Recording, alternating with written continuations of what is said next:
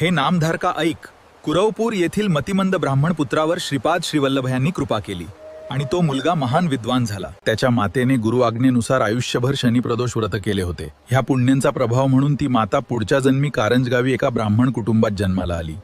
तिचे नाव ठेवले गेले अंबा भवानी. तिचा विवाह त्याच गावातील माधव नावाच्या सदाचारी ब्राह्मणाशी झाला. हे दाम्पत्य नित्यनेमाने शिवपूजन करायचे आणि शनिवारी येणाऱ्या त्रयोदशीला म्हणजेच शनिप्रदोषाला विशेष आराधना करायचे. काही काळानंतर अंबा गरोदर राहिली आणि वयाच्या 16व्या वर्षी तिला एक अत्यंत तेजस्वी पुत्र झाला. हा बालक जन्माला आल्यापासूनच रडण्याऐवजी स्पष्टपणे ऐंकाराचा जप करत होता. जेव्हा ज्योतिष्यांनी त्या बाळाचे जातक पाहिले तेव्हा ते आश्चर्यचकित झाले. त्यांनी भाकीत केले की हा मुलगा कोणी सामान्य पुरुष नसून साक्षात अवतारी पुरुष आहे. हा अवतारी पुण्य पुरुष आहे. हा गुरु रूपाने लोकांना उपदेश करील. हा असिद्धी व नवनिधींचा स्वामी होईल. याच्या दर्शनाने लोक पावन होतील. हा संन्यासी होईल.